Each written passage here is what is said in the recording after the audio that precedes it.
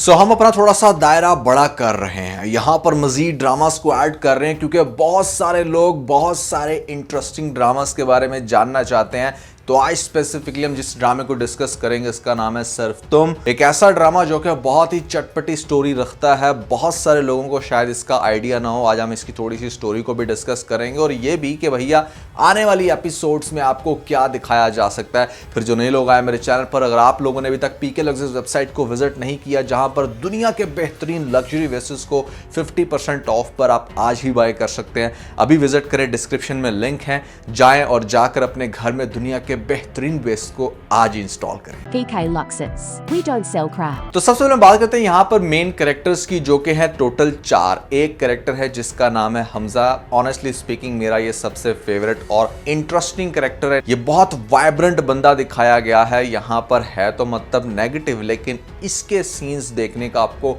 बहुत ज्यादा मजा आएगा। क्या है इसके सीन्स में डिस्कस करेंगे आगे। दूसरा कैरेक्टर है यहाँ पर हनान का, जो कि एक बड़ा अच्छा शरीफ बॉय, जो बंदा सब कुछ ही अच्छा कर रहा हो ना ड्रामों में वो अक्सर बोर कर देता होता है, तो थोड़ा सा फिलर इसका वैसा है, बट बहुत सारे लोगों का ये भी फेवरेट होगा। साथ में हमें अबीर का कैरेक्टर देखने को मिलता है, अच्छा इंटरेस्टिंग कैरेक्टर है। लड़की बाहर पली बड़ी आ गई है पाकिस्तान, तो नॉर्मली इस तरह के जो कैरेक्टर्स होते हैं वो पाकिस्तानी मैथ्स को बहुत ही ज़्यादा इंटरेस्टिंग लगते हैं कि अच्छा बाहर की लड़कियां जब यहाँ आती है तो क्या करती हैं, जबकि इसके अंदर आपको ऐसा कोई ख़ास चेंज अब देखने को नहीं मिलेगा, बल्कि इससे ज़्यादा मॉडर्न लड़की वो दिखाई गई है जो कि ऑलरेडी पाकिस्तान में है और यहाँ पर बहुत ही ज़्यादा यशी करती फिर रही है, जाती है डिफरेंट क्लब्स। और कुछ इसके इस तरह के मतलब शराब वाले सीन्स के ऊपर बहुत ज़्यादा लोगों ने क्रिटिसिज्म किया कि भैया पाकिस्तानी ड्रामा इंडस्ट्री में क्या ये सब कुछ दिखाया जाएगा कि खुलेआम आप शराब पी रहे हो अपने हस्बैंड के साथ, और क्लब्स के सीन, और ख़ास तौर पे इसके ड्रेसिंग को लेकर बहुत सारे लोगों ने कमेंट्स किए कि खासे बोल्ड सीन हैं। अब मैंने इसके ऊपर ज़्यादा बात करना इसलिए भी बंद कर दी क्योंकि समहाउ सोसाइटी के अंदर ये चीज़ें एग्जिस्ट करती हैं और लोग इसको बहुत ज़्यादा नॉर्मल कर रहे हैं। खैर हम डिस्कस करते हैं ड्रामे की स्टोरी को लेकर के, मतलब यहाँ पर आगे क्या दिखाया जाएगा। अभी तक का ओवरव्यू ये है कि भैया एक लड़का बहुत अच्छा है जिसका नाम है हनान।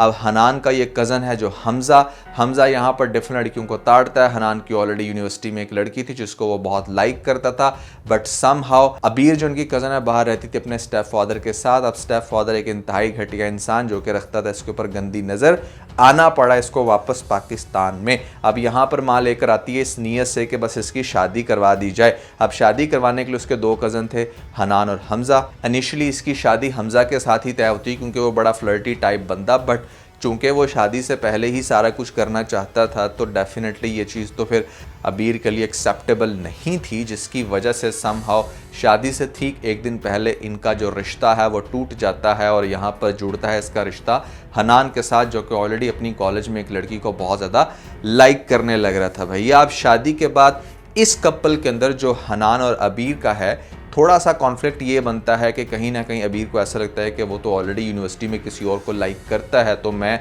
कबाब में हड्डी बनी हूँ, तो वो बहुत ही ज़्यादा बुरा फील कर रही है और यहाँ पर अच्छे से एडजस्ट नहीं हो पा रही। जबकि हनान एक इतना अच्छा लड़का, वो उसको टाइम टू टाइम समझा रहा है कि भैया no I am okay with you, आपको इस तरह से गलत मलत बातें सोचने की ज़रूरत नहीं है।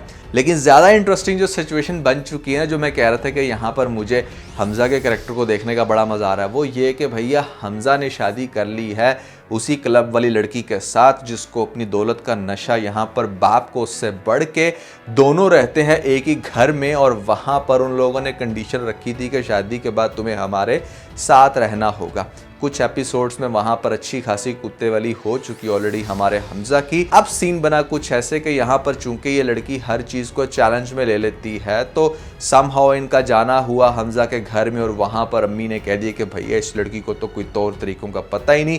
इसके दिमाग में ये खन्नास भर गई कि ये कौन औरत होती है जो घर में कर रही है राज, और मुझे तो मतलब इस तरह के राज को तोड़ना बहुत इंटरेस्टिंग लगता है। तो घर में आके अपने हस्बैंड को कहेगी कि मतलब मैं भी तुम्हारे घर में ही जाकर रहूँगी, चलो तुम्हारे घर में चलते हैं, जाकर करते हैं फ़न। ये बात अपने बाप को भी कहेगी। बाप बड़ा हैरान है कि भैया तुझे तो इतना बड़े महल में हमने रखा, कैसे सरवाइव करेगी। लेकिन वो कहते ना कि यहाँ पर अमीर औलाद को, खासतौर पे स्पॉइल्ड औलाद को एडवेंचर करने का बहुत शौक होता है, और एडवेंचर भी वो जो बहुत ही ज़्यादा थ्रिलिंग हो। तो उसके लिए तो ये एक मतलब बड़ा ज़बरदस्त सास बहू का सीन बनेगा, तो यहाँ पर इसलिए वो उस घर में जाना चाहती है।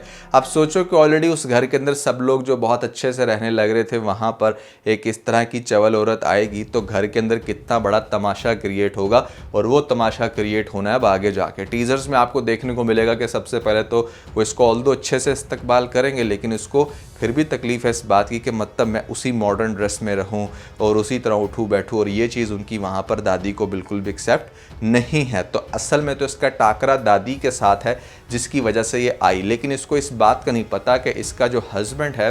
अच्छा जी, तो भैया यहाँ पर कैमरे की बैटरी हो गई थी खत्म, अब कंटिन्यू करते हैं मोबाइल से। लेकिन उसे इस बात का नहीं पता कि यहाँ पर इस घर के अंदर अबीर रहती है, और अबीर के ऊपर उसकी बहुत गंदी नजर रही है हमेशा से। इस घर में आके वो दोबारा से तंग करेगा हमारी अबीर को, और ऐसे में हो सकता है कि ये जो सीन है ये पकड़ ले कौन भला, आमना। अब आमना इस घर के अंदर आकर बहुत इंटरेस्टिंग काम कर रही है, मतलब अच्छे खासे घर में जिसे कहते हैं ना कि लुच तलना, वो वाला काम करेगी। यहाँ पर आके सबसे पहले तो मतलब फंसाने की कोशिश करेगी उल्टा हनान को, क्योंकि उसको समझ आ गई है कि भैया मेरे हस्बैंड की तो नज़र है उसकी बेगम के ऊपर, तो कुछ इस तरह का सीन भी वो क्रिएट कर सकती है। लेकिन मेन थिंग ये है कि भैया यहाँ पर ड्रामा ज़्यादा क्रिस्प हो जाएगा। आमना जैसे ही इस घर में आती है वो आकर बहुत सारी स्टूपिड हरकतें करेगी, और उसकी वो स्टूपिड हरकतें देखने का आपको बहुत ज़्यादा मज़ा आएगा। मोस्ट इंपॉर्टेंटली हमजा को जो हम चाहते थे ना कि इसको कोई ना कोई सज़ा मिले, जितना बुरा इसने अपने पेरेंट्स के साथ किया, तो वो इसकी यही बेगम जो है ना वो आकर ये सारा सिलसिला सेट करेगी। हमजा को लग रहा था कि यहाँ पर मेरी शादी के बाद मुझे फुल टाइम आज़ादी होगी, मैं जिधर चाहूँ मर्जी जाऊँ, ये भी जहाँ मर्जी जाए, बस मेरे पास ठीक ठाक दौलत होगी। लेकिन उसे इस बात का आइडिया नहीं था कि ज़रूरी नहीं है कि लड़कों की तरह लड़की का भी यही शौक हो कि मतलब उसने भी एक बंदे से दूसरे बंदे, दूसरे से तीसरे की तरफ जाना है। उसका इंटरेस्ट ये भी हो सकता है कि घरेलू पॉलिटिक्स के अंदर कैसे घुसा जाए, यहाँ पर अपने आप को ऊपर कैसे रखा जाए। तो आमना बेसिकली वो सब कुछ अब करने लग रही है इस ड्रामे के अंदर, और उसे चैलेंजेस बहुत पसंद है। जैसे एक बड़ी स्पॉइल्ड औलाद को एडवेंचर पसंद होते हैं ना, बुरे वाले, तो उसके लिए ये बेसिकली एक एडवेंचर है, इस घर के अंदर जाकर रहना और सबके रूल्स को ब्रेक करना। नेक्स्ट एपिसोड से ही आप लोग देखोगे कि मतलब पहले तो वो अपनी ड्रेसिंग में ज़रा सा भी चेंज नहीं लेके आएगी। जो इनकी दादो है वो कहेगी कि तुमने इसे यहाँ के तौर तरीके नहीं समझाए भैया, तौर तरीके तो वो तोड़ने आई है। अबीर और हनान के दरमियान जो एक बड़ा ज़बरदस्त किस्म का रिलेशन आप लोगों को चलता हुआ नज़र आ रहा है, ये आगे जाके बहुत बुरे तरीके से ब्रेक होगा, क्योंकि वो घर में एक ऐसी औरत आ गई है जिसने सिर्फ फसाद डालना है। अबीर वैसे तो बहुत अच्छी है, लेकिन वो सेंसिटिव है। इस चीज़ का अंदाज़ा आप लगा सकते हैं कि लेटेस्ट एपिसोड में जब हमजा की माँ उसको 4 बातें सुनाती है तो वो काफ़ी डिस्टर्ब हो जाती है। तो हमजा की बातों से वो इतना डिस्टर्ब हो गई है। सोचो कि यहाँ पर एक स्पेशल बंदी आ रही है जिसका काम ही सिर्फ डिस्टर्ब करना है, जिसका काम ही सिर्फ ब्रेक करना है, जिसका काम ही सिर्फ लोगों के कपल्स को तोड़ना है, क्योंकि ख़ुद तो वो कोई एक अच्छा कपल बन नहीं सकती किसी के साथ। तो वो फिर अच्छा खासा मसाला ऐड करेगी और यहाँ पर अबीर को भी बहुत ज़्यादा तंग करने वाली है। तो ये ड्रामा बहुत इंटरेस्टिंग है, मतलब अगर आप टाइम पास के सिनेरियो में देखें। बाकी जो लोग ड्रेस को क्रिटिसाइज़ कर रहे थे, yes I agree to some extent कि पाकिस्तानी ड्रामास के अंदर इस तरह के ड्रेसेस नहीं वेयर करने चाहिए। उसकी वजह ये है कि मैं ये नहीं कह रहा कि ऐसा हो नहीं रहा या ऐसा हमारी सोसाइटी में एग्जिस्ट नहीं करता। उसकी वजह ये है कि चूँकि जो ख़ास तौर पे मेन स्ट्रीम मीडिया होता है ना, वो घर घर तक जाता है, गली कूचों तक जाता है, गाँव में हर जगह आप टीवी पे बैठ के देख सकते हो। तो वो एक ओवरऑल इसका जो एक इम्पैक्ट जाता है ना, वो बड़ा ही अजीब जाता है। अगर आप अपनी इंस्टाग्राम की स्टोरीज़ तक या फिर ऐसे में अपने सोशल मीडिया हैंडल्स तक इतना मोड हो रहे हो तो ठीक है, लेकिन पाकिस्तानी ड्रामा इंडस्ट्री के अंदर थोड़ा सा अवॉइड करना चाहिए, क्योंकि समहाउ वो मेन स्ट्रीम मीडिया है। तो मेन स्ट्रीम मीडिया में और सोशल मीडिया में स्टिल लोग डिफरेंशिएट करते हैं। मेन स्ट्रीम मीडिया में आपको पूरा पाकिस्तान देख रहा है और सोशल मीडिया में आपकी डेडिकेटेड ऑडियंस देख रही है जिनको आप पसंद हो। तो जिनको आप पसंद हो उनके सामने तो मतलब आप चाहे बिकनी पहन के आ जाओ, डजंट मैटर। लेकिन जिनको आप पसंद नहीं हो और जो अपने ट्रेडिशन और नॉर्म्स को बहुत ज़्यादा फॉलो करते हैं, वो लोग शायद बहुत ज़्यादा इरिटेट हों आपके ड्रेसेस से या the way you are presenting yourself. तो I think that is something. बाकी जो ड्रामे की थीम है उसके अकॉर्डिंग डेफिनेटली उसका कैरेक्टर ऐसा है, आई थिंक कि उसको वो वेयर करना है उस तरह से और वो सब कुछ पीना है जो वो पी रही है, क्योंकि वो बेसिकली एक बैड रिवॉर्ड के तौर पे सामने आई है हमज़ा कैरेक्टर के लिए। और हमज़ा वो जिसने अपने पेरेंट्स की, अपने घर वालों की कदर नहीं की, बहुत ही अनएथिकल बंदा है। तो अनएथिकल बंदे को आप क्या एक्सपेक्ट कर रहे हो कि कोई बहुत अच्छी लड़की मिलनी चाहिए? बिल्कुल भी नहीं, उसको आमना जैसी मिलनी चाहिए।